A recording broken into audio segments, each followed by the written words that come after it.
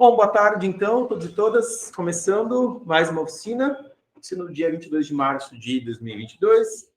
Eu já vou colocar aqui, tanto no chat do Google Meet, quanto no grupo do Telegram, o link para o formulário da presença do dia 22 de março. Então, todo mundo pega a sua ID e coloca lá no formulário. Não esqueçam de fazer isso, né? Mesmo quem está assistindo até a gravação, o pode pegar a presença retroativa. Quem não sabe a sua ID é porque não está inscrito no Clube de Programação. Para se inscrever no Clube de Programação, é só vir aqui na página do Clube de Programação, né? Que é cdp.dai.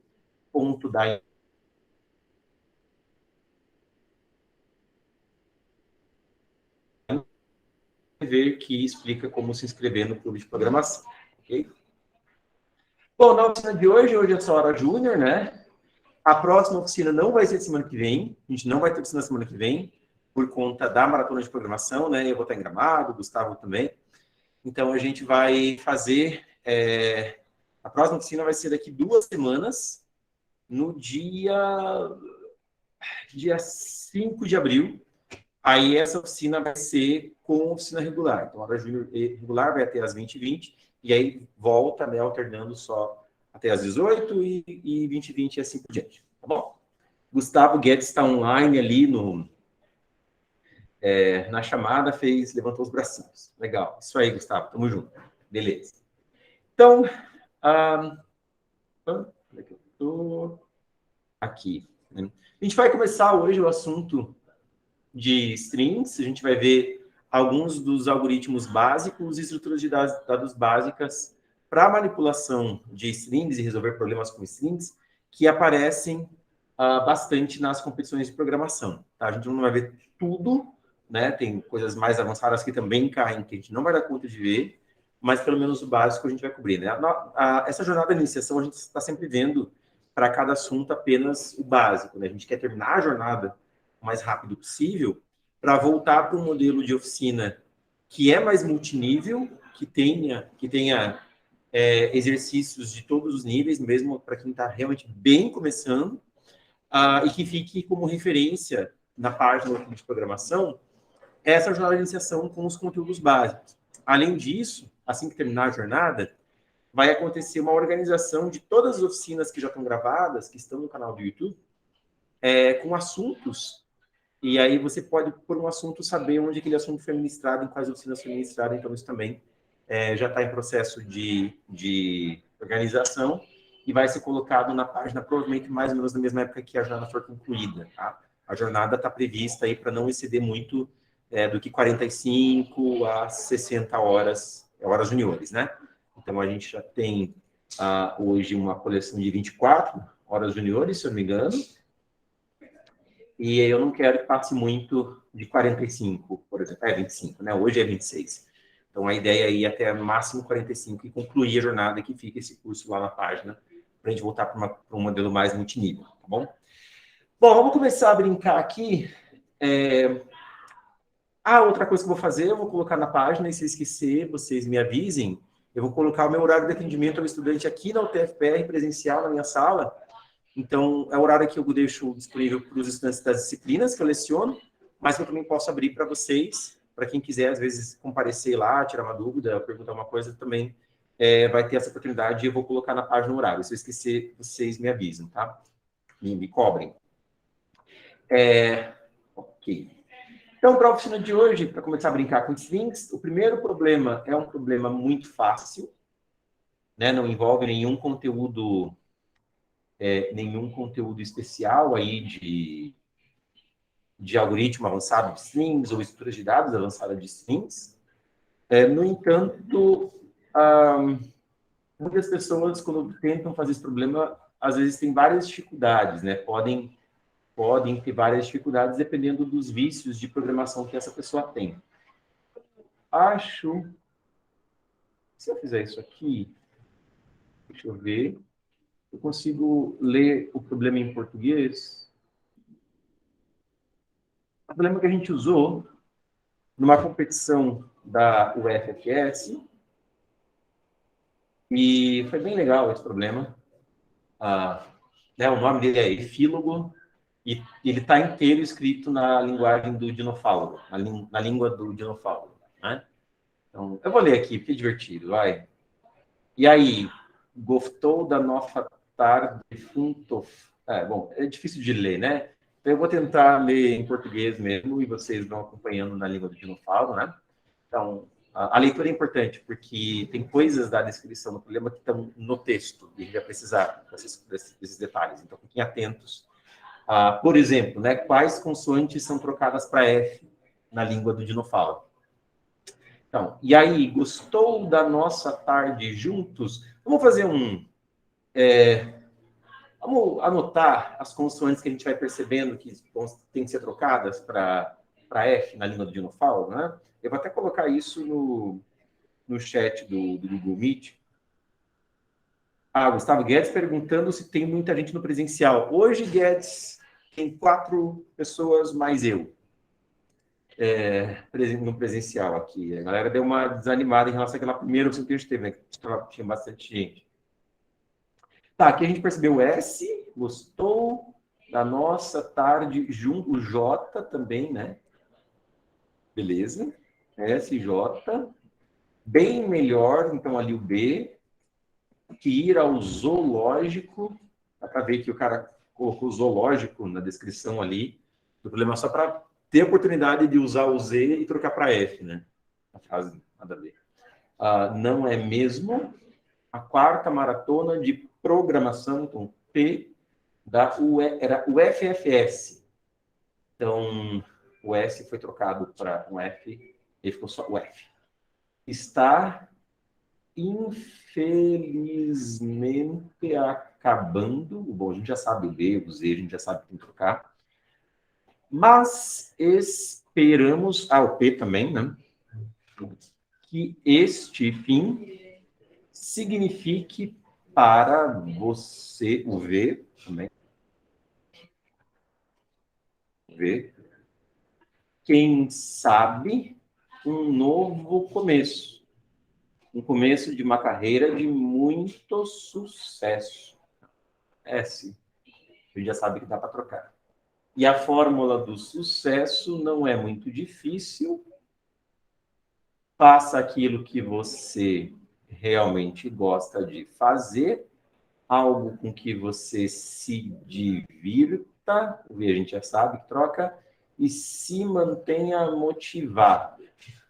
Acho que não estou identificando nenhuma consoante nova aí que tenha que trocar para F nesse trecho. Afinal, o que é sucesso se não sentir-se realizado e feliz consigo mesmo? Para encerrar a competição, tá? Escreva SV, tudo isso já está na lista, mais um programinha, uma saideira. Escreva um programa que converte textos, o X, textos, para a língua do Dinofauro. Na língua do Dinofauro, primeiramente, trocamos algumas consoantes pela letra F, minúscula ou maiúscula, quando for o caso, e depois eliminamos qualquer ocorrência de repetições consecutivas da letra F. Não vamos dizer quais são essas consoantes. Você deve adivinhá-las ou deduzi-las, que é o que a gente está fazendo agora, né? Lendo a descrição do problema para ver quais consoantes tem que trocar para F. E eu identifiquei SJB, ZPVX. Tá? A entrada é composta por várias linhas de texto. Não vamos revelar o número. Meu Deus do céu. Pofitifo. O que era para ser aqui, né? O número. Caraca, eu que escrevi isso, eu não sei o que era para ser aqui. Fofitifo de linhas. Uau, não sei. Alguém tem um palpite de que palavra que era para ser essa? O número. Alguém aí no online tem algum palpite? De linhas, nem tampouco o limite de caracteres por linha de texto. Confitivo. Caramba. Imprima o texto da entrada convertido para a língua do dinofauro. Então, Professor? Oi, diga, Tainara. Seria positivo? Positivo, obrigado. O número positivo de linhas. Exatamente, positivo, obrigado. Então, imprima o texto da entrada convertido para a língua do dinofauro. Isso aqui foi 2014, se não me engano, 2015, que eu... Quarta maratona, deve ser 2015, por aí. Então, aqui tem um exemplo, né? Uma letra de uma música, bem legal, gosto bastante dessa música. E aqui convertido para a língua do dinofauro. Deixa eu ver se tem algum caso. Happy. Olha a palavra happy aqui. Tudo bem que P troca para F, mas veja que aqui fica um F só, tá? Então a gente tem que trocar aquelas consoantes por F e eliminar toda a ocorrência de Fs consecutivos. Tudo bem? O próprio nome, né, da universidade, que era UFFS, UFFS. O S troca para F, ficam 3 Fs consecutivos. A gente elimina 2 Fs, fica um F só. Por isso ficou só o F. Legal? O Z já está na lista. A minha lista aqui, pelo que eu anotei, é SJB, ZPVX. Essas 7 consoantes, tá? Então, é isso que a gente tem que trocar para F. Tá? E aí fica aqui o texto. O legal desse problema é que tem essa questão de, pô, só tem que imprimir... Não posso imprimir Fs consecutivos, isso é interessante. A gente não sabe os tamanhos das linhas, a gente não sabe o tamanho do texto, a gente não sabe a quantidade de linhas. Então, para esse tipo de problema, apesar do assunto hoje ser strings, né, mas eu escolhi esse problema, para a gente pensar em evitar trabalhar com strings, quando a gente pode trabalhar só com caracteres. E aqui é um exemplo de um problema que a gente pode trabalhar só com caracteres. Legal? E por isso a gente vai fazer esse problema trabalhando só com caracteres. Eu agora nem lembro se a gente já fez... Bom, no clube de programação a gente já fez esse problema. Eu não estou certo se a gente já não fez esse problema aqui na jornada de iniciação. Olha aí, tá uma coisa que eu esqueci de verificar. Deixa eu só ver se eu realmente não vou ter nenhum retrabalho, né? Esse é o Bcrowd.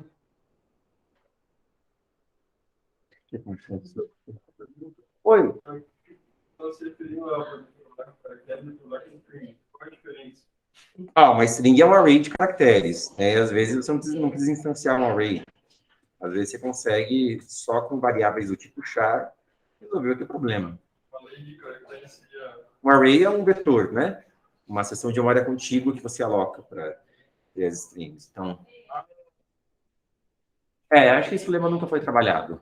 Pelo menos no histórico aqui do clube de programação, ele nunca foi trabalhado. Talvez eu tenha colocado já num treino, mas não em uma oficina, tá? Bom, beleza. Então, vamos... deixa eu vir aqui, alternar o modo de apresentação.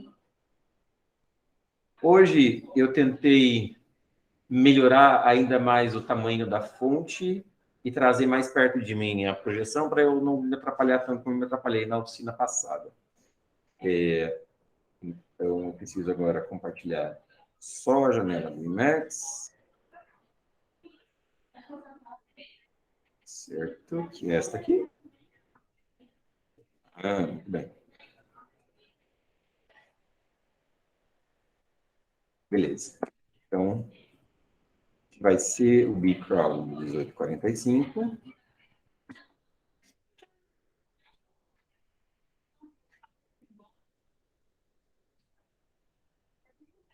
Começando aqui o código. Né?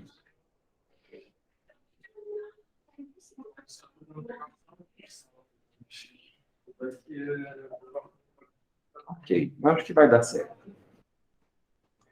Então, o que a gente vai ter que fazer aqui é ter um caractere C, que inclusive eu nem vou declarar como char. Eu vou declarar só como int. Por quê? Porque eu vou capturar ele da entrada com getChar.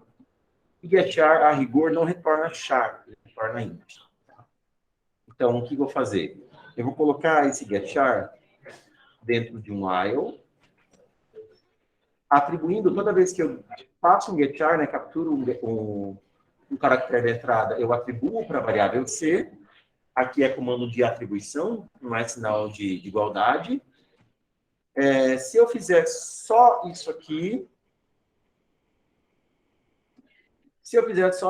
o compilador vai brigar comigo, ele não gosta muito, porque ele acha que eu estou querendo colocar um igual, e eu quero colocar uma atribuição, ele vai dar um warning. Então, quando você quer fazer um teste, né, um while, um if, que seja só uma atribuição, né, que é para ele usar como teste o resultado de uma atribuição, você tem que envolver a atribuição entre parênteses, tudo bem? Então, vou capturar aí esse getchar. E o legal é que eu posso rodar esse while, né, enquanto esse caractere atribuído for diferente de fim de arquivo, certo? Então, ele vai capturando os caracteres da entrada até encontrar o fim do arquivo, tudo bem? Beleza? Para cada caractere que eu vou ler, eu vou imprimir. Tá? Eu vou imprimir com o puxar. Aqui antes do caractere, eu talvez queira trocar esse caractere para F. Tudo bem? Então, como é que eu vou trocar esse caractere para F, se for o caso? Eu vou declarar que, agora sim, é uma string, né? É um vetor de caracteres, contendo a lista de todos os caracteres que têm que ser trocados para F. Tudo bem? E eu anotei ali no chat do Google Meet,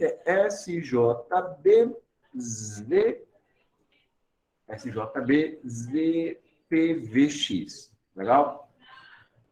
Então, antes de imprimir o caractere, eu vou procurar por esse caractere nessa string, né?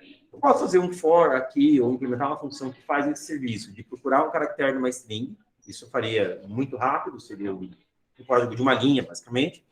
Mas, se eu quiser, eu posso usar uma função da linguagem C, se eu lembrar, que ela existe, né? Tem a função que é o strchr. O strchr procura, dentro de uma string, aqui no caso a string B, por um caractere C. Tá? E aí ele retorna, né, se encontrou ou não um caractere dentro da string. Então, eu posso colocar lá.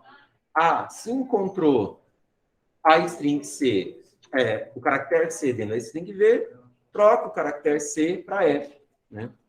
Então, troca para F. Tudo bem? Tem um detalhe que aqui eu estou considerando só as letras minúsculas. E eu tenho também as maiúsculas, né? Quando ocorre um S maiúsculo, um J maiúsculo, eu tenho que trocar para F maiúsculo. Então, o que eu vou fazer?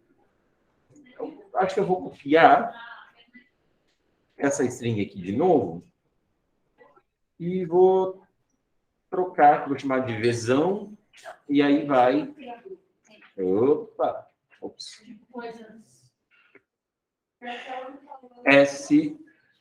SJBZPVX. Tudo bem? Então, se eu encontrar C em V, eu troco para Fzinho. Se eu encontrar C em Vzão, eu troco para Fzão. Nossa, eles estão falando legal. E aí, troquei o caractere para F, se for o caso, vou imprimir. Mas aí tem aquele problema, né? Eu não posso imprimir Fs consecutivos. Então, eu tenho que ter uma informação que guarda um estado, né? Um estado mesmo, para saber se a última coisa que eu imprimi foi um F, porque se a última coisa que eu imprimi foi um F, e eu estou querendo imprimir outro F, eu não vou imprimir o caractere C. Legal? Então, eu só vou imprimir o caractere C se a última coisa que eu imprimi não foi um F, ou então, se esse estado, se essa bandeirinha, se essa flag tiver abaixada. Tá? Eu vou ter uma bandeirinha que toda vez que eu imprimir um F, eu vou levantar a bandeirinha. Tá legal? Imprimir um F, levanta a bandeirinha para saber que a última coisa que eu imprimi foi um F. Então, eu vou imprimir o caractere C, se a bandeirinha tiver abaixada, quer dizer, a última coisa que eu imprimi não foi um F, ou então, se eu quero imprimir, não é um F. E aí tá tudo bem também. Beleza? Eu vou declarar aqui essa bandeirinha. Começa a baixada, né?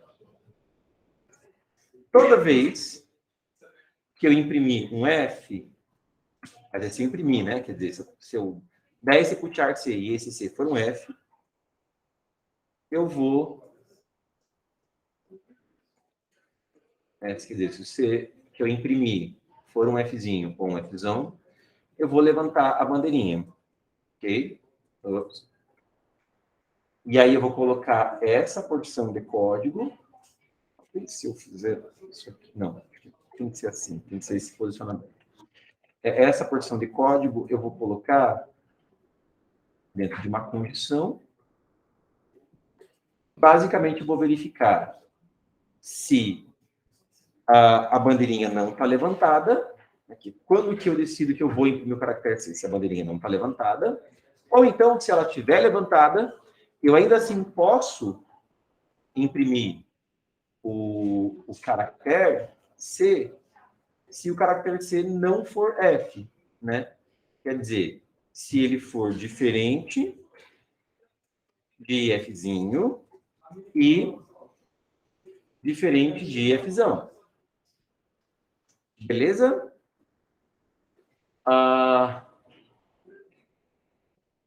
Tá. Aqui, quando eu verifico que o caractere que eu imprimi é um F, a bandeirinha sobe, mas toda vez que eu imprimir um caractere que é diferente de F, a bandeirinha tem que descer, né? Então, não é só levantar a bandeirinha quando eu imprimo um F. Quando eu imprimir alguma coisa, essa coisa não for F, a bandeirinha tem que descer, né? Então, o que eu posso fazer aqui é a flag recebe o resultado desse teste. Vou imprimir uma coisa lá. Se é F, o que eu fiz? Isso, deve ter cortado alguma coisa. Beleza. Se é F, eu vou... Se é F, eu vou levantar a bandeirinha. Se não é F, eu vou baixar a bandeirinha. Ok? Acho que o código é isso. Alguém tem alguma pergunta ou comentário sobre o código? Oi, diga. Você com uma prova de linha, você terminou com um F. Tem um outro caractere que vai definir a quebra de linha, certo? A quebra de linha é um caractere que eu vou ler e eu vou imprimir, né?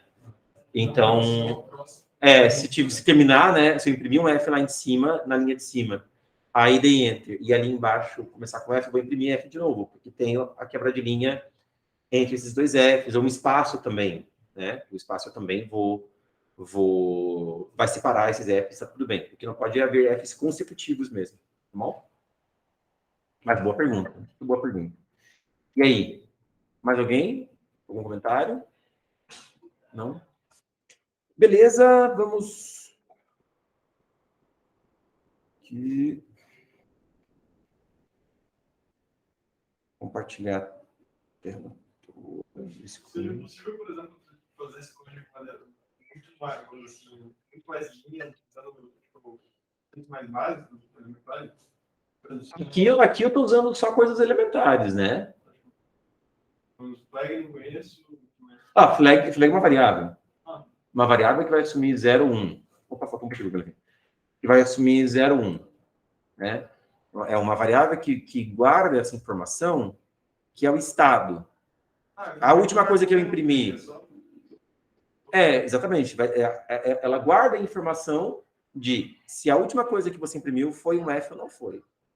Okay? É uma variável que vai receber 0, 1. É uma informação que é importante para o meu programa e que eu preciso ter o controle dessa informação sempre. Legal? Então, eu chamei ela de flag porque... É padronizado. Flag é bandeirinha, né? Levantei a bandeirinha, baixei a bandeirinha.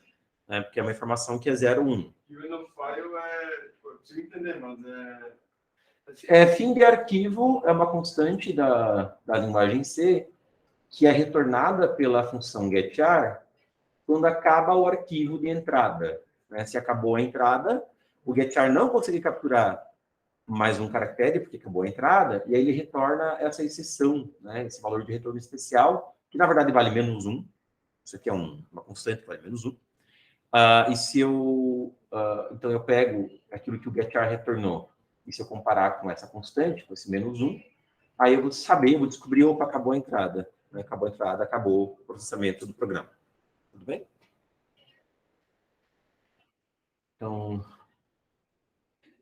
muitas pessoas, talvez programadores mais inexperientes ou com mais vícios de programação, fariam um código muito mais sujo, maior, provavelmente errado também, se bateria um monte para passar esse problema no URI. Até se você for ver aqui, ó, se eu for lá em ranking, dá para ver que a quantidade de gente, ó, 3.221 submissões erradas contra só 953 certas. Então, a galera se bate bastante para fazer um problema que é simples, né?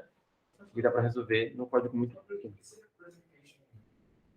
Erro de apresentação é quando a tua saída está correta, mas ela difere da saída esperada pelos juízes por quantidades de caracteres brancos. Então, às vezes, você esqueceu de imprimir um barra N no final da linha, às vezes você imprimiu espaço a mais do que devia, esse tipo de coisa. A diferença entre a tua saída e a saída esperada está apenas em caracteres brancos, sejam eles espaços ou quebras de linha. Tá? Então, dá para ver que a galera se bate para fazer o problema. E é um problema até que simples, né? Mas isso por causa de vícios de programação.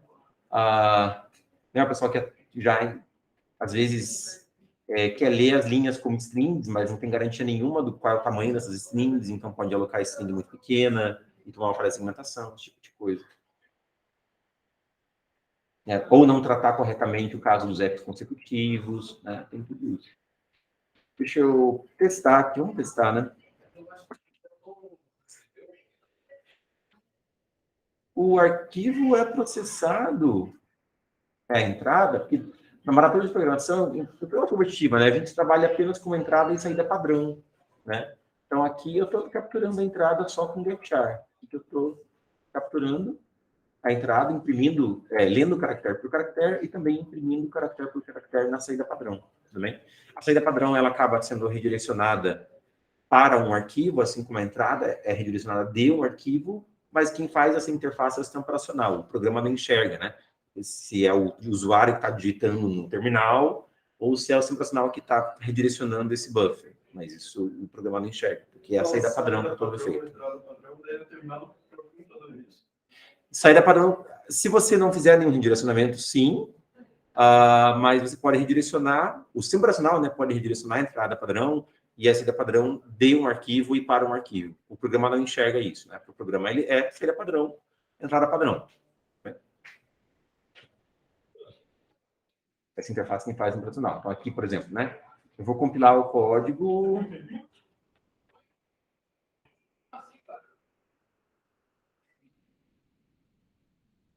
Olha lá. Compilar, compilei, gerou um binário executável. Até poderia pensar que vou executar no próprio terminal, né? Localizar texto. Ó, fatefco, tá? E aí, na hora que eu cansar de escrever texto aqui, texto, cansar de escrever texto, ó, um monte de F, inclusive, F. Ó, F maiúsculo e um monte de F minúsculo, vai só F maiúsculo, porque é o primeiro F que foi impresso, né? Cansei de escrever texto, Ctrl D no terminal, encerra o arquivo. Ctrl D no terminal. Mas eu posso fazer o redirecionamento da entrada padrão de um arquivo. Através de digitar, entrar com coisas ali digitando no terminal, eu faço menor, que é o redirecionamento de entrada, PMPIN, que é o arquivo que eu quero montar. Que não está aqui, eu vou montar o arquivo. Vou montar com esse exemplo, que é fornecido na descrição do problema.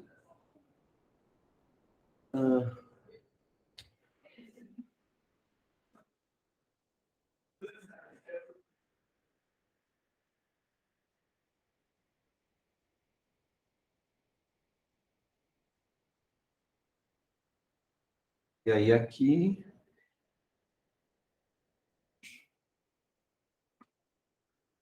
Aqui a saída. A saída foi para o terminal, mas eu posso até a saída redirecionar para um arquivo, daí é com um sinal de maior, né?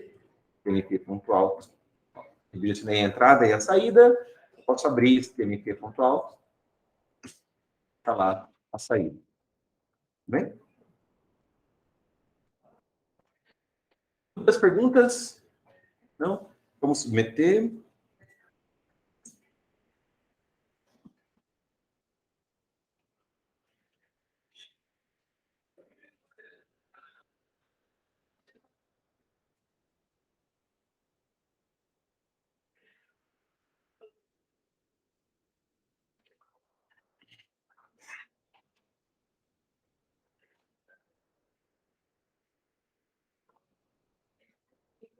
E passou. Ok? Próximo probleminha que a gente vai fazer, né, é esse problema do UVA. Ele é bastante clássico aí na galera que treina para maratona. Então, talvez os veteranos que conheçam esse problema. Vai pegar o PDF. Bem, isso. Deixa eu ler a descrição do problema.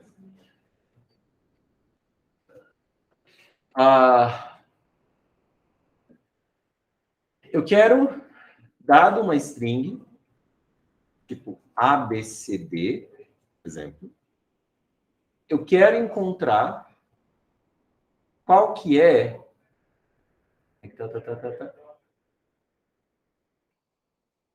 o maior inteiro n, tal que a string fornecida, S, pode ser obtida pela concatenação de uma string A com ela mesma n vezes. Tudo bem? Então, se A é uma string, A2 é A concatenado com A, certo? Aqui, deixa eu ver se tem um exemplo. Eu pego aqui AB, AB3 é AB, AB, AB, né? AB concatenado com AB, para que o total de ocorrências da string AB seja 3, né? ABCD, veja que não tem como, né, eu quebrar, eu enxergar aqui em ABCD, eu não consigo enxergar uma substring que, elevado a algum número, né, que concatenado consigo próprio algum número de vezes, dê a string ABCD, a não ser a própria string ABCD, certo? Então, o maior inteiro para o qual ABCD é uma substring elevada, esse inteiro, é 1, porque ABCD é ABCD a 1. Já AA, eu vou para a luz, vai ficar mais fácil. AA, tudo bem que AA é AA concatenado com AA, né? AA2. Só que também é A4, certo? Então, a resposta aqui do problema vai ser 4, porque o problema fala o maior inteiro, né? O maior inteiro N, tal que a string S da entrada, pode ser escrita, né? Pode ser obtida pela concatenação de A consigo próprio N vezes. Beleza? Bom, como a gente resolve esse problema, né? Como é que eu olho para uma string aqui, por exemplo, AB, AB, AB, e enxergo que o AB, AB, AB é o AB concatenado consigo próprio 3 vezes. Como é que eu identifico esse padrão? E percebam que esse padrão sempre vai estar no prefixo da string, né? Então, como é que eu consigo pegar o prefixo, saber o maior prefixo que a string tem, que eu possa concatenar ele com ele algumas vezes para obter a string inteira, né? Então, em resumo, é isso. Achar o maior prefixo da string que, concatenado consigo próprio algumas vezes, dê exatamente a string inteira, né? Esse problema, acreditem ou não, tem a ver com um problema que vocês conhecem, já devem ter trabalhado nele aí, se já fizeram algum curso de programação básica, que é o problema de string matching. Todo curso de programação a gente tem algum exercício de string matching. O que é string matching? Eu tenho duas strings, por exemplo, Ana e banana. Então, essa é uma string. É a minha string que eu vou chamar aqui de T. Legal? E eu tenho a string S, que é Ana. E eu quero contar o número de matchings, o número de matches da string S na string T. O número de ocorrências da string S na string T. Tudo bem? Quantas vezes que a string S dá match na string T. Aqui, no caso, são 3 vezes, né? Tenho essa ocorrência aqui de Ana, eu tenho essa ocorrência aqui de Ana e esta outra ocorrência aqui de Ana. Tem uma sobreposição, inclusive, né? De 2 ocorrências de Ana dentro da string. Tudo bem? Acredito que vocês devam ter feito já algum exercício, se já fizeram aí uma disciplina introdutória de programação, de, dada uma string, procurar o número de ocorrências, uma string S, procurar pelo número de ocorrências da string S numa string T. Já fizeram? Alguma coisa assim?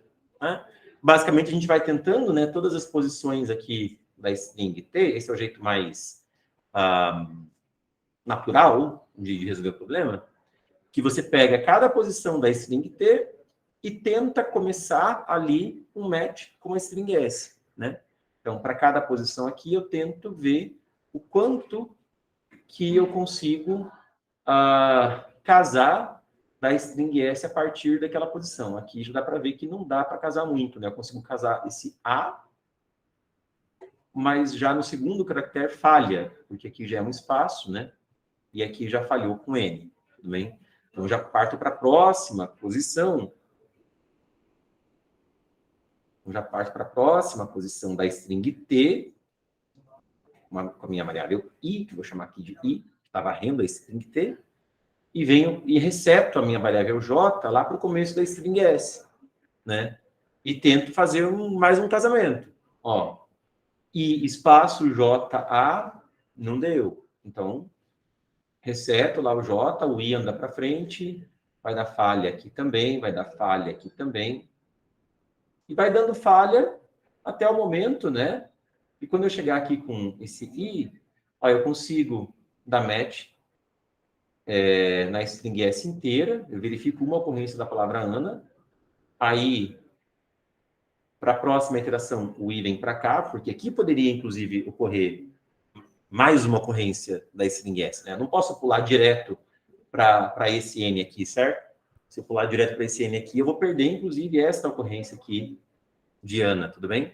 Então, eu vou com a variável I, caractere por caractere, tentando fazer o casamento lá com a string S. Esse eu acredito que seja o jeito mais básico como vocês devam ter implementado esse tipo de exercício, tudo bem?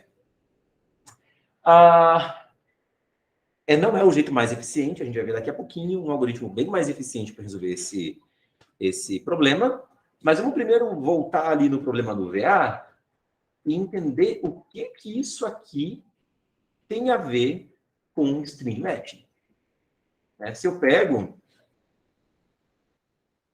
uma string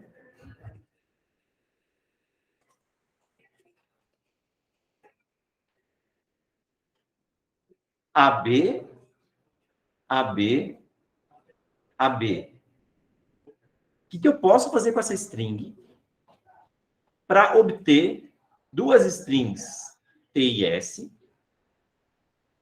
de modo que fazer o string matching de S em T me ajude a identificar nessa string aqui qual que é o maior prefixo que eu posso concatenar com ele mesmo para obter a string original. O que um problema tem a ver com o outro? Né?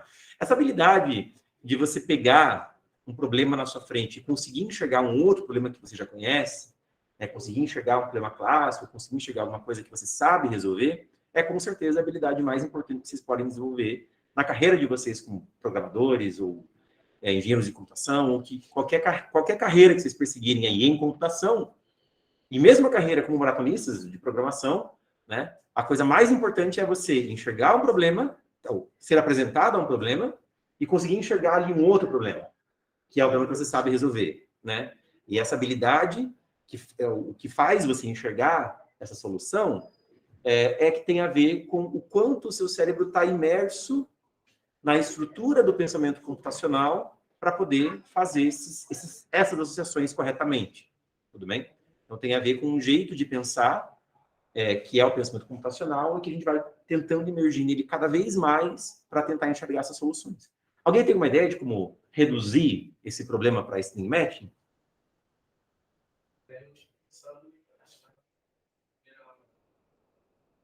Edição do primeiro caractere, depois a salva a letra, e aí não sei se E caractere por caractere, né? E depois ir crescendo o padrãozinho, assim. Seria uma abordagem, poderia ser bastante ineficiente, né? Ali a descrição do problema fala que cada string pode ter aí 1 milhão de caracteres. Essa abordagem, assim, não precisa de muita conta para enxergar que ela vai ser pelo menos quadrática aí no tamanho da string, né? E 1 milhão, 10 na sexta, você vai estar realizando um número de operações da ordem de 10 na sexta ao quadrado, é 10 na 12. Isso aqui vai precisar cerca de 100 milhões de segundos para rodar. Então, não dá, né? 100 milhões, ou de 10 a 100 milhões de segundos para rodar. Realmente, a gente vai ter que fazer outra coisa, né? Vamos tentar enxergar um string matching aqui. E o truque, olha o truque, que legal. É você pegar a string original, concatena ela com ela mesma,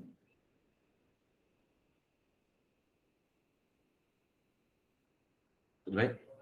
E agora, veja o que representa, ou o que representam os matches da string S, que é a string original, na string T, que é a string original concatenada com ela mesma.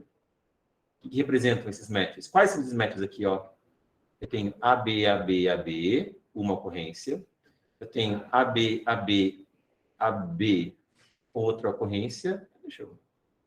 Eu tenho aqui, ó, AB, AB, AB, uma terceira ocorrência e AB, AB, AB, uma quarta ocorrência. Onde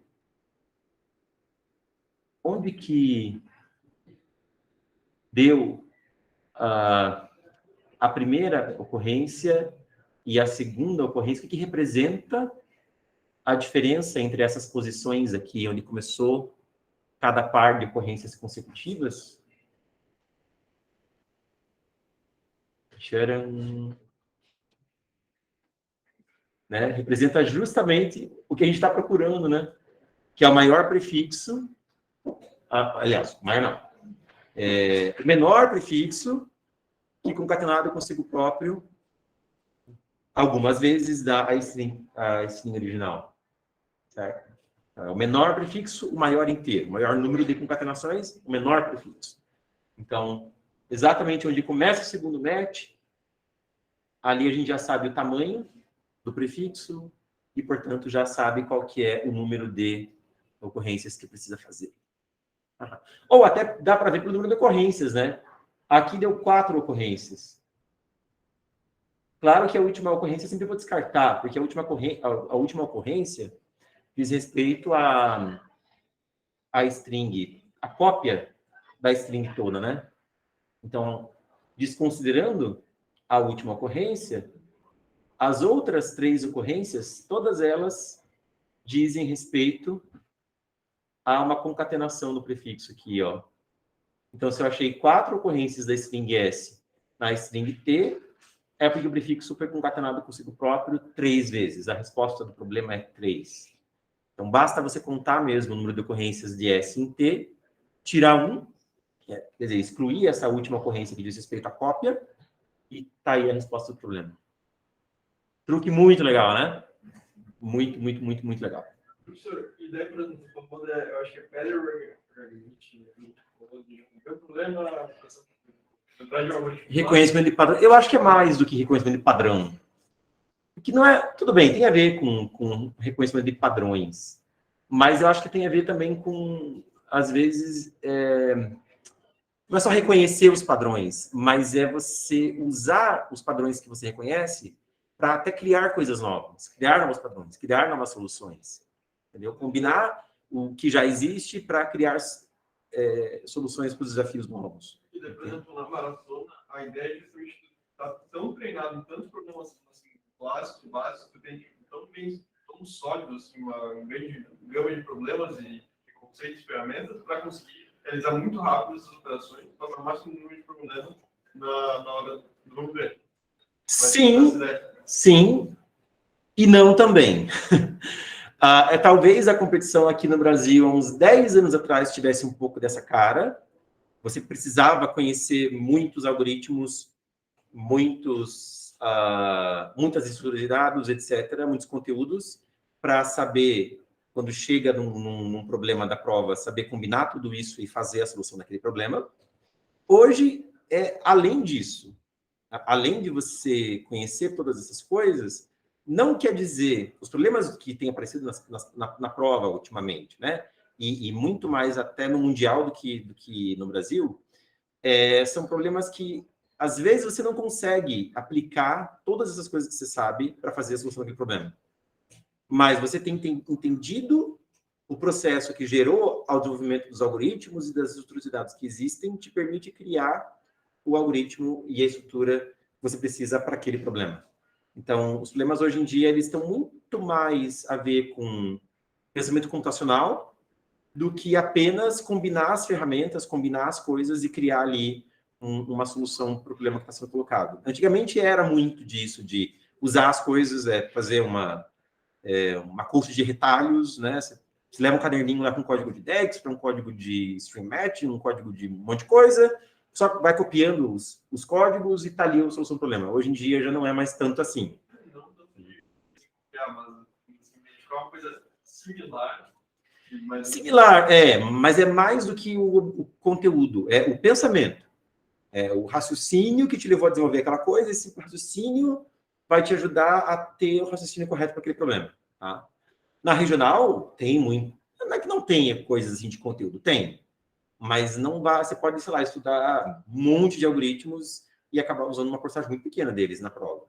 E isso pode acontecer. Mas aí vai treinando cada algoritmo que passa. Assim. Vai treinando, porque tudo isso, direta ou indiretamente, vai te ajudar na prova, com certeza. Bom, esse que é o recado. Bom, vamos agora voltar para o problema aqui de string matching, né? O nosso problema, eu tinha colocado o terceiro problema ali, mas acho que a gente vai ficar só com o string matching hoje, porque eu não quero fazer isso aqui correndo, e a gente tem aí um número de oficinas que vão ser sobre estruturas de dados e algoritmos com strings, então, provavelmente o terceiro problema ali que eu elenquei vai ficar para a próxima hora junto, tá? Vamos voltar aqui para o problema de string matching. Eu vou pegar de novo o exemplo da string T Ana Banana.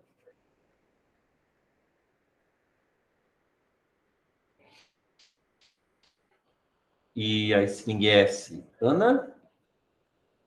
Né? E se a ideia para cada um dos N caracteres da string T, eu tentar fazer um casamento com os M caracteres da string S, dá para ver aqui que a gente está usando, né, um número de operações que é da ordem de N vezes N. Também? Em particular, né, se o nosso N e o nosso M são da ordem de 1 milhão, no caso ali do problema, isso aqui fica quadrático em 1 milhão e é 10 na 12, e a gente já viu que não é uma boa ideia. Tá? A gente precisa de um algoritmo um pouco mais eficiente para string matching. Né? E existem algoritmos mais eficientes. O algoritmo que a gente vai ver agora, ele não faz o serviço em O de N vezes M, mas, surpreendentemente, ele faz um serviço em O de N mais N. Quer dizer, ele é linear em N e em M. Então, no nosso exemplo do problema ali, para N da ordem de 1 milhão, vai ser 1 milhão mais 1 milhão. 2 milhões, que é 1 milhão. Né? O número de operações da ordem de grandeza de 1 milhão. de 10 na sexta. Vai passar muito tranquilamente no limite de tempo. Tá? O nome desse algoritmo é KMP. São as iniciais dos 3 criadores, que é o Knuth, o Morris e o Pratt.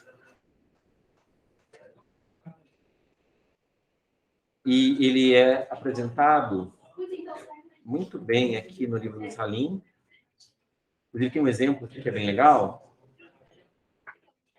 Está lá na seção 6.4.2, e eu vou pegar esse exemplo para mostrar para vocês qual que é a lógica do algoritmo. Tá? Ele começa aqui, ó, com uma string. Aqui ele chama de string P. Pode ser P, pode ser S, tudo bem. Tá? A string T dele aqui é I do not like 77, but 77. E a string de padrão, né, que ele está procurando no texto, padrão que está procurando no texto, é 77. Tá? Então, o que acontece aqui, né? Veja que quando você começa a percorrer a string de texto, a variável i, né? A variável i, na string de texto, está aqui na posição 0, tudo bem? Já não tem o casamento desse padrão já no primeiro caractere. Né? Eu já tenho falha já no primeiro caractere da string P, tanto para as posições na string T, 0, 1, 2, etc., né? Porque nada disso aqui é S. E assim vai, eu vou falhando já de cara até a posição 14. Tá legal? Na posição 14, eu começo a fazer um casamento do padrão aqui na string de texto. É o que tem aqui embaixo. Legal? 77. Né? Aqui eu começo a fazer um casamento padrão, ele vai casando, até quando eu chego aqui na posição 25 da string de texto, que corresponde à posição 11 da string de padrão, e eu tenho uma falha. Né? No texto eu estou vendo espaço, e aqui no padrão eu estou vendo a letra E. Tudo bem?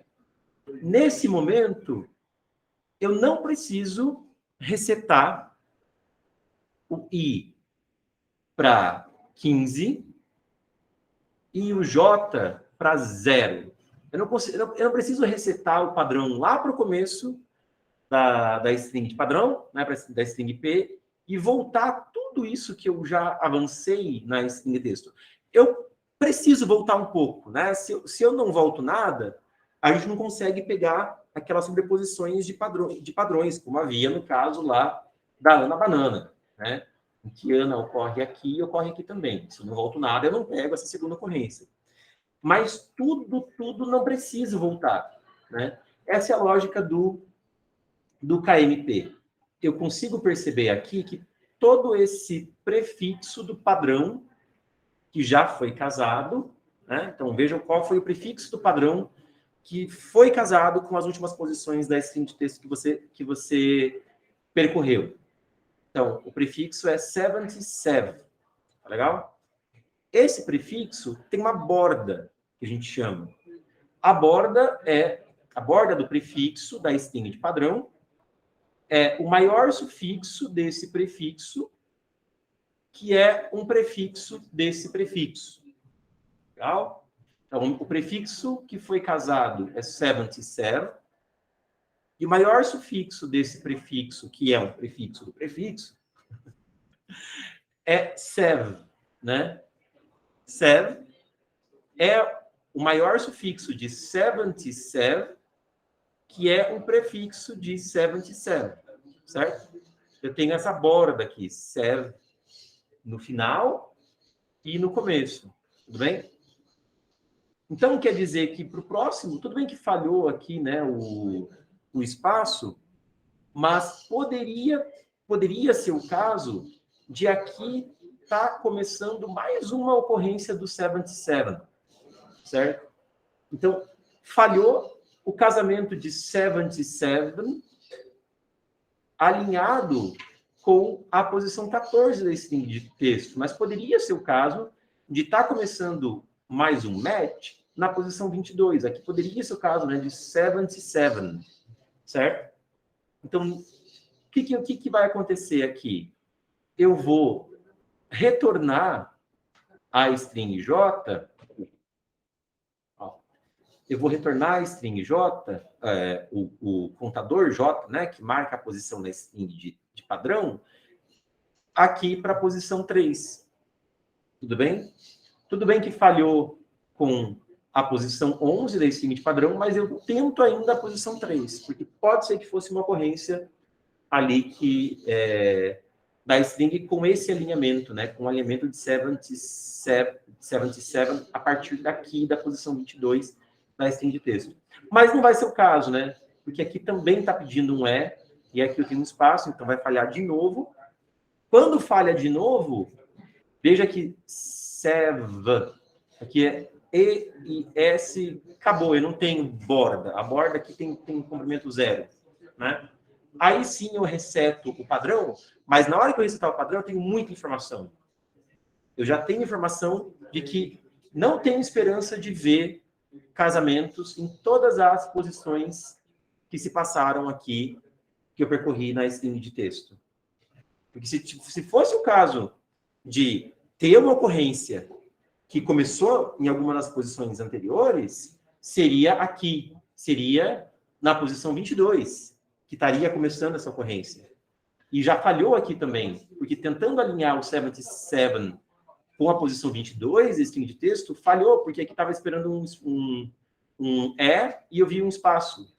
Quando eu voltei aqui, no começo mesmo do padrão, porque esse último prefixo não tinha borda, eu posso avançar seguramente aqui na string de texto, o meu ponteiro, né?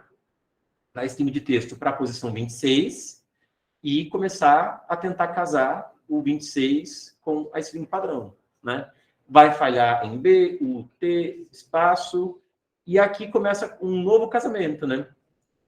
Eu acho que é o que tem aqui. Bom, aqui eu já falei. Ó, aqui na posição 30 da string de texto começa um novo casamento do padrão. E aqui, olha que legal, eu consigo ir até o final, né? Eu consigo casar todo o padrão 77 no texto a partir da posição 30. Quando eu termino o casamento desse padrão, olha que bacana. Eu tenho essa borda bem grande aqui, de comprimento 5, né? 7, ocorrendo no padrão. Ocorrendo em tudo que foi casado, né? Então, ao invés de, beleza, ocorreu um casamento do padrão, vou para a próxima posição aqui, que é a posição 43. Não vou fazer isso, porque pode ser que mesmo nesse match que eu encontrei, ali dentro tenha começado um outro match que eu tenho que contar também. Então, antes de avançar, eu volto aqui o J para a posição 5, né? Porque eu tive essa borda de comprimento 5 que foi casada, tudo bem? E tento casar esse T com o que vier na sequência. E vai casar, né? Porque eu tenho esse alinhamento agora do padrão que corresponde a esse alinhamento na posição 38. E aqui eu encontro mais um casamento do padrão no texto. Tudo bem? Então, a gente percebe que o algoritmo ele fica eficiente, ele fica linear no tamanho das duas palavras, por causa que a gente sabe desses tamanhos das bordas, né? É importante, quando eu pego só o prefixo, antes de começar até a processar o texto, né? O prefixo não, o padrão. Pega o padrão e antes de começar a processar o texto, monta essa tabela que corresponde à borda de cada prefixo do padrão. Essa tabela é que a gente chama de tabela de falha do KMP. É a tabela que diz para qual índice do padrão você volta em caso de falha. Tudo bem? Então, veja, se eu estou na posição 0 da string, né, é um S ali, e já deu falha, eu volto para a posição menos 1. Acabou. Por que menos 1? Porque daí, quando o I e o J forem incrementados, isso aqui vai voltar para a posição 0. Quer dizer, para a próxima posição dentro do texto, eu vou tentar de novo casar um S. Tudo bem? Agora, se eu já casei um S no caractere anterior, e o caractere que eu estou lendo agora é um ou eu estou esperando agora, né, um caractere E. Se eu ler qualquer coisa diferente de E, tudo bem, deu falha, mas eu não volto para menos 1, né? Eu ainda tenho que tentar casar um S de novo aqui, tudo bem? Imagina que foi SS. O segundo caractere lido foi um S. Então, eu vou tentar, tudo bem que não casou com E, mas poderia ser que fosse casar com S. Por isso que a tabela na tabela de falha, da posição 1, eu coloco o valor 0, para tentar casar um S a partir dali. Ó, o V, coloco de novo um 0, 0, 0, 0, 0, né? Tudo porque esses prefixos não tem borda, né? Agora, quando eu pego esse prefixo que termina na posição 8, eu tenho uma borda. S, S. E eu vou começando a ver o quanto essa borda cresce. Tudo bem que aqui, esse S, eu ainda coloco 0, né? Porque se eu casei... veja, aqui é a falha, né? Então, se eu estou esperando um S e eu não li um S, não quer dizer que eu casei até o 70 espaço S. Quer dizer que eu casei o 70 espaço. Aí eu estou lendo uma coisa que é diferente de S. Então, eu vou tentar, diferente desse S aqui, né? Mas eu volto para a posição 0 tentar ver se encontro esse S aqui, tudo bem? Sempre diz respeito à falha. Então, quer dizer que você tem casamento até a posição anterior. Mas já aqui na posição 9, quer dizer que eu já casei 70S, né? Então, eu vou para a posição 1, porque tudo bem que falhou, estava esperando um E aqui e falhou, mas eu vou para a posição 1, porque vai que aqui não fosse um E, fosse um A. Então, talvez eu li ali SA, não vou ter a continuação do casamento para cá, mas podia continuar casando o padrão para cá. Tá bem? Então, coloco 1, coloco 2, ó, vai crescendo a borda desses prefixos, né?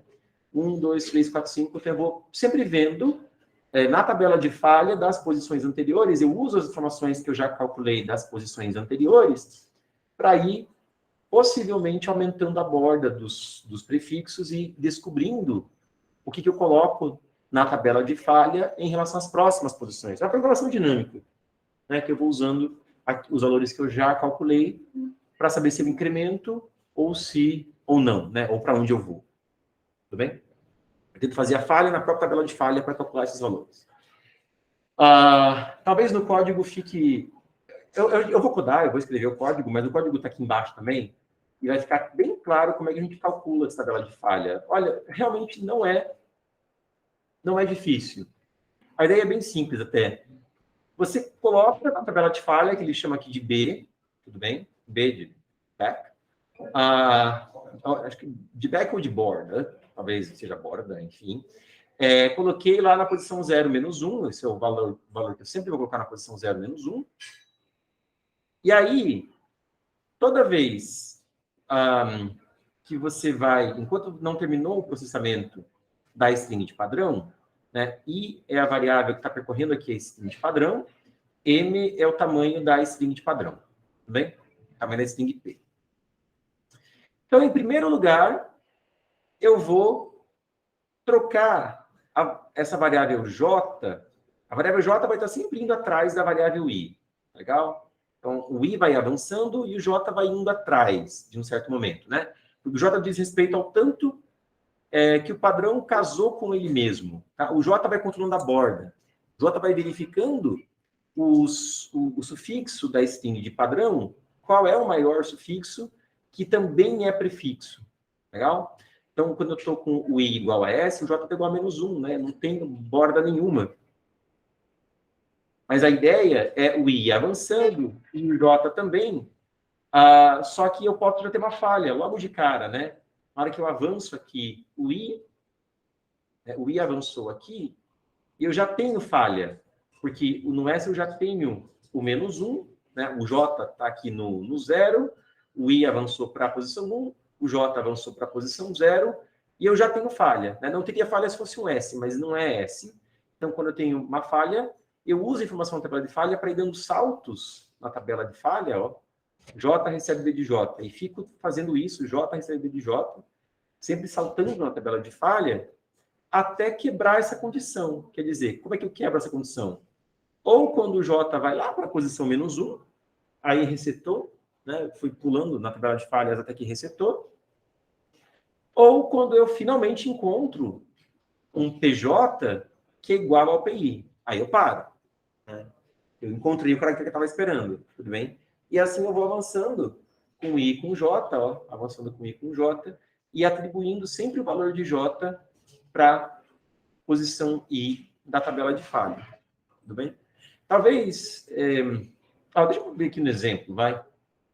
Imagine que você tem tudo isso aqui já computado para 70 set. Tá? Todas essas posições de B já estão computadas. Tá legal? Eu quero computar o B na posição 10. O meu I e meu J cresceram. Né? O meu I está aqui na posição 10 e o meu J agora está na posição 2. Tudo bem? Porque estava na posição 1 anteriormente, ó, porque 1 foi atribuído para 9, então o J estava na posição 1. E agora, quando eu andei com o I e andei com o J, o I veio para 10, o J veio para 2. Tudo bem? Nesse momento, eu tenho V é igual a V. Quer dizer, a borda que eu tinha já identificado no passo anterior, essa borda cresceu. Eu já tinha o casamento do sufixo até o passo anterior, e se eu achei mais um caractere que é igual, então essa borda cresceu. Então, eu vou aqui para a posição 2, tudo bem? E aí e continua crescendo, né? Quando o I avança aqui para a posição 11, o J avança para a posição 3, e eu identifico que o 2 tem que crescer também, né? Então, a borda cresceu, e eu coloco lá 3, porque é igual a E. Enquanto vai dando igual, a borda vai crescendo. Quando falha, eu uso a informação na tabela de falha, que eu já computei, para dar salto, para tudo bem, falhou agora, mas pode ser que, dando um salto na tabela de falha, eu consiga ter um outro casamento do sufixo, né? Não é aquele sufixão que está casando, mas talvez eu tenha ali dentro do sufixão um sufixinho que está casando. Legal? Essa é a ideia. É difícil, né? Talvez você precise aí em casa fazer uma certa meditação em cima do código, dos exemplos, fazer uns testes de mesa para se convencer, né?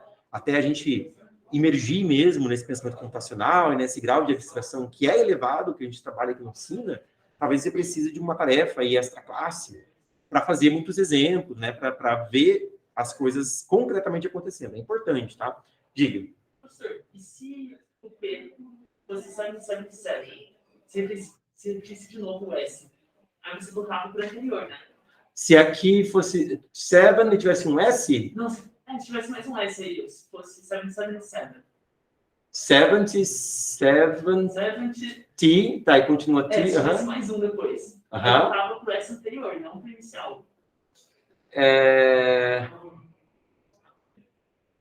Desculpa. O que voltava? Não sei se entendi a pergunta, na verdade. É porque ali você tem duas partes. Se não bateu o botão dele no 7, set, depois tem outra letra. Ele volta pro 7. Aqui, né, nessa posição, a falha vai para 5.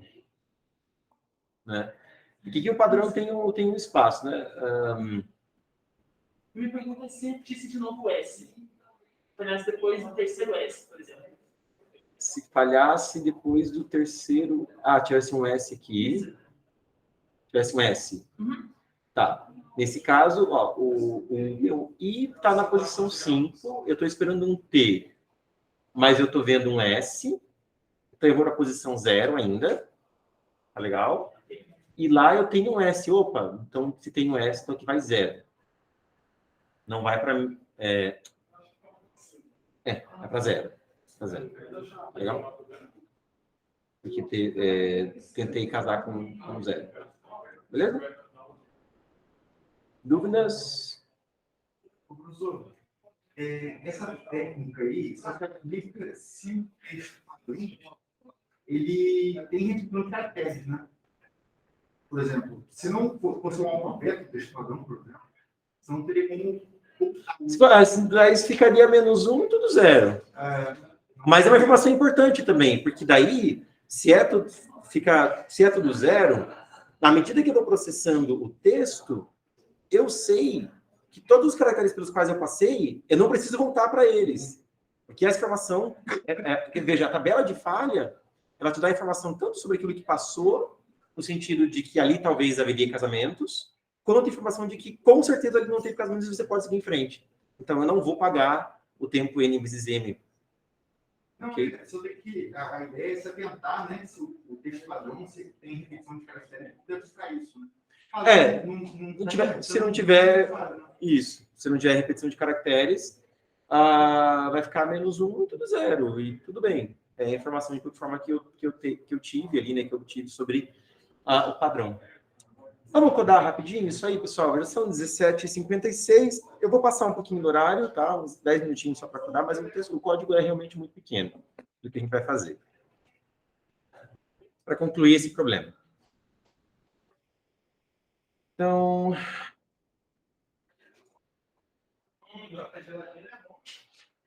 Certo. Que era o código anterior. Esse é o UVA. Vou pegar aqui, é o UVA.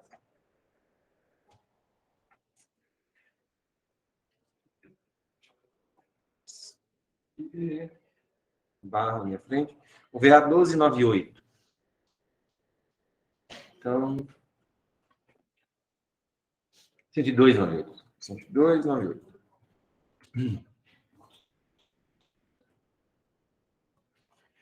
Posicionar bem, que é para não ter tanto problema.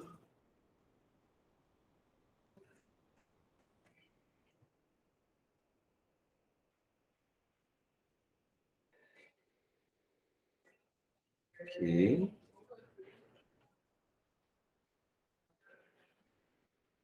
Certo. Eu vou definir logo de cara o max, que eu vou usar para declaração das nossas strings. São strings de 1 milhão de caracteres, mas tem que lembrar que eu vou dobrar uma delas, então eu vou colocar o max para 2 milhões. Né? 2 vezes 10 na sexta. Legal? E aí eu vou ter o N, o M, os tamanhos, né, da string de texto e de padrão. Padrão, e vou declarar aqui texto e padrão. Tá? T e P. E eu vou ter também aquela tabela de falha do KMP, tabela que eu vou chamar aqui de B. Por isso eu já declarei global. Na função main, o que a gente vai fazer?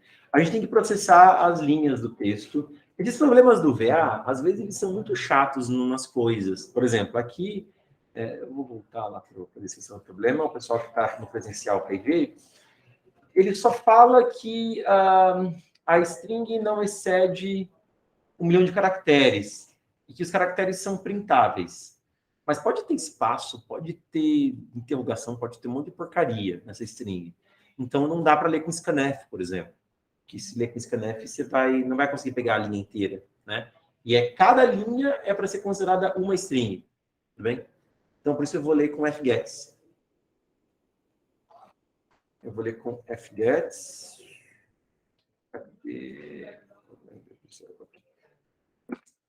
Eu vou fazer um while fgets. Vou ler a string p, que é a string de padrão, né? Primeiro. Porque eu ler a string de padrão. Aí eu vou copiar ela 2 vezes na string de texto. Tá vendo? Então, é p, o tamanho de alocação é max, e é para ler a entrada padrão, std_n. O fgets retorna fim de arquivo, quando ele encontra o fim, só que lá na descrição do problema, o fim do arquivo é uma única linha, é uma linha que contém unicamente o caractere ponto. E isso não é um caso de teste. Então, eu vou identificar o fim do arquivo com essa string ponto. Coisa arbitrária aqui, né? Bem heterodoxa, bem fora do normal, assim, né? Então, Aqui, eu vou usar aquele operador vírgula dentro do while, só para depois que capturei a string P, verificar se não é string ponto. Né? Lembrando que o fgets ele captura o barra n da string junto. Então, o que eu quero saber, quer dizer, vou continuar processando casos de teste, enquanto o P for diferente da string barra n ponto. Mas eu não posso fazer comparação com string assim, né? Diferente, tudo bem? Preciso usar o strcmp. O strcmp para comparar a string P com a string barra n ponto. Né? O strcmp retorna 0 quando as strings são iguais. Então, se tornar diferente de 0, quer dizer que são diferentes e continua rodando lá. Beleza? Pode ter um barra N perdido no lugar ali dentro. Ah, desculpa. Ponto barra n. Ponto barra n. Eu falei errado. Obrigado. Ponto barra n, sim. O fgets pega barra n, põe junto da string e eu quero ver string ponto barra n. Obrigado. Isso aí. O meu em lá é justamente o tamanho da string P, né? Só que a gente tem que tirar esse barra n daqui, né? Esse barra n vai atrapalhar bastante a nossa vida. Então, antes de fazer isso, como é que a gente tira o barra n de uma string? A gente pega o P na posição, o tamanho dele menos 1, porque na posição tamanho dele menos 1 é o último caractere válido da string, que é o barra n. Tudo bem? E eu vou lá e vou sobrescrever esse barra n com o barra 0, que é o 0, né? 0 barra 0 é a mesma coisa. Eu adianto o fim da string para a posição tamanho da string menos 1. Ok? Então, a string encolheu em seu tamanho printável, né? E aí, quando eu fizer aqui m, nessa linha, fizer m strlen de p, isso já está refletindo o tamanho real da string sem o barra n. Já tirei fora o barra n da string. Tá legal? Aí, depois disso, eu sei que o meu n é 2 vezes o m. Tá legível esse tamanho de fonte para vocês? Vocês estão vendo bem? Nossa, para mim não. O N e o M aqui em baralho é legal. A minha miopia tá bem ruim. Ok. Aí eu vou copiar a string P para a string P. Certo? Então, P recebe P. E ainda vou copiar mais uma vez, com strcat, né? Fazer concatenação na string P da string P de novo. Certo? Então, assim, eu tenho a string P concatenada com ela mesma, lá na string T. Tudo bem? Com strcpy e strcat. Aí eu vou fazer o pré-processamento da string P para preencher essa tabela de falha do KMP, e esse pré-processamento eu vou chamar de KMPré. Tá? É o pré-processamento da string P que preenche a tabela de falha. Depois que eu fizer esse pré-processamento, eu posso chamar a função que eu vou chamar aqui de KMP, que busca, né, que conta o número de ocorrências da string de padrão na string de texto. Ela retorna o número de ocorrências que ela encontrou, e a resposta do problema é o que ela retornar, menos 1. É esse valor que eu vou imprimir.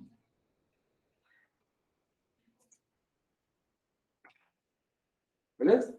Imprimir o valor retornado pelo KMP menos 1. Então, agora a gente só tem que implementar, né? Tanto o KMPré, que a gente até viu o código agora há pouco lá no livro de Salim, e o KMP, que é bastante parecido, que a lógica é a mesma. Ter o I e o J caminhando juntos, e o J, toda vez que falha, ele volta na tabela de falha, tentando fazer um novo casamento.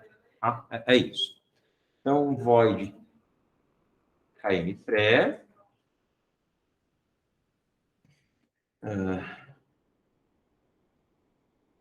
E para não me perder e ser rápido. Então, eu tenho o KMPré, eu vou ter essas variáveis I e J. O I começa na posição J, na posição 0. J começa na posição menos 1. E a ideia é o I e J ir encaminhando, né? E toda vez que falha, eu volto o J olhando a tabela de falha. É por isso que o J está sempre atrás do I. Porque quando a posição onde o J está percorrendo, a tabela de falha já foi preenchida. Tá legal? defino que na posição 0 da tabela de falha vale menos 1, e vou continuar o algoritmo enquanto o i for menor que m, né? Porque a cada iteração desse while, eu vou preencher mesmo, vou colocar lá na posição i, eu vou colocar o valor de j, né? Eu quero ter certeza que na posição i da tabela de falha vai a variável j. Mas para ter essa certeza, eu tenho que ter a garantia, né, de que é o lugar certo, de que está casando o sufixo que termina ali no prefixo i, está casando com o prefixo que termina na posição j. Tá legal? Então, para ter essa garantia, eu vou, enquanto, né, o PI for diferente do PJ, eu vou trocar o J para B de J, né? Consulta a tabela de falha da posição na posição J e vai dando pulos na tabela de falha até que esses caras aqui sejam iguais, né? Mas pode ser que o J vá pulando tanto que chegue a menos 1. Aí, se eu quiser consultar aqui, vai dar a falha de segmentação. Então, só vou fazer isso aqui se o J for... Oh, meu Deus! Se o J for maior ou igual a 0. Quando for menos 1, parou, daí voltou para o início da tabela. Tá legal? Depois que eu fizer isso aqui, eu posso andar com o I e andar com o J. Posso fazer assim, ou até quando eu uso aqui o I e o J, eu posso incrementar, mas daí tem que incrementar depois, né? Posso fazer mais I, mais J, just for fun. Legal? Dúvidas, perguntas, comentários sobre a função de pré-processamento do KMP? A gente tinha visto ela agora há pouco, né? Então, E a função KMP é a mesma coisa, só que a diferença é que aqui no pré-processamento, o I e o J andavam na mesma string, né? Na string P. E no KMP, que vai retornar, inclusive, um inteiro, que é o número de ocorrências, o I vai andar no T, e o J vai andar no P, né? Mas a lógica é a mesma. Enquanto tiver falha, e aqui vai ser T na posição I, o J vai pulando para trás de acordo com a tabela de falha. Então, o I começa em 0, o J começa aqui em 0 também, porque eu estou tentando fazer um casamento da posição I na string. Aqui é uma pegadinha, mas aqui tem que ser 0, né? Eu estou tentando fazer um casamento da string T na string S. Então, tem que começar em 0, os contadores, né? Os dois ponteiros da string. E eu vou ter a variável de resposta, que é o que eu vou retornar depois. Vai contar o número de ocorrências. Toda vez que der uma ocorrência, incrementa o contador. Legal? Enquanto I menor que N, quer dizer que ainda tenho porção do texto para percorrer, aí, o que eu vou fazer? Uma coisa ali de cima, né? Enquanto o texto na posição I, diferente do padrão posição J, deu falha, dou um salto na tabela de falha. Esses saltos podem, inclusive, até que o J vá a menos 1. Então, só posso fazer isso aqui enquanto o J for maior ou igual que 0. Tudo bem? E aí, quando eu chegar nesse ponto onde está piscando o cursor, eu tenho certeza que está tendo o casamento ali do TI com o PJ, ou então o J voltou, resetou, foi lá para a posição menos 1. Né? E aí eu vou incrementar o I e o J para a próxima posição. Bem? É importante a gente perceber que poderia acontecer, depois desse incremento, o J chegasse igual a M. Quer dizer que eu fiz um casamento de todo o padrão lá no texto, e aí eu conto esse casamento, né? Então, nesse caso, a variável de resposta é incrementada. Se esse teste der verdadeiro, incrementa a variável de resposta. Beleza? É isso, não tem muito segredo. Deixa eu compilar e testar. Deixa eu terminar aqui uma apresentação e a gente até já encerra a oficina. A tela inteira, eu me atrapalho às vezes nisso aqui, que são 2 telas. E eu volto para cá assim. Legal. E o meu terminal está lá. Eu posso compilar esse UVA. Mais uma vez, né? Isso tudo bem. Lembrando, né? A nossa próxima oficina vai ser só daqui 2 semanas. Semana que vem a gente não vai ter oficina. A lista que eu coloquei lá, já está na página, inclusive, do treino, tá? Está na página já o treino. São vários exercícios de sprints, bem legais, que já podem fazer. Acho que os últimos têm a ver com o terceiro assunto que eu ia abordar hoje, que eu não acabei abordando. Então, se vocês não conseguirem fazer os últimos, não tem problema. Mas uma boa parte dos exercícios vocês conseguem fazer. O pessoal mais experiente já conhece a estrutura TRY, que é a estrutura envolvida nesses últimos exercícios. Mas acho que é só os últimos 3 ou 4 exercícios da lista. A lista é bem grande, que é para vocês terem trabalho aí para 2 semanas, tá? 1, 4 e 3, que é a resposta. E assim, quem quiser estudar try por conta, pode estudar, porque é uma estrutura bem fácil de entender. Não tem nada. Try escreve não como tentativa, mas é T-R-I-E, tá? Try. A gente lê try, assim, eu vejo as pessoas falando try, mas a origem da palavra, do termo, da estrutura, do nome da estrutura, vem da palavra retrieval. Então, seria tree. Mas o pessoal não gosta de pronunciar como tree porque confunde com árvore, né? Que é tree. Então, você daí fala try, para diferenciar, tá? Então, quem quiser pesquisar sobre try, uma estrutura muito simples, bem fácil de entender, e vocês já podem daí fazer todos os exercícios da lista. Acho que são só os 4 últimos que são referentes a try. São os exercícios da lista que não são do UVA. O que não for do UVA, eu vou try, tá? Acho que são do Code Forces ou Code Chef. Eu vou copiar o código aqui para submeter. Encerrar a oficina. Deixa eu voltar lá para o link do VJudge, aqui era o PDF, né?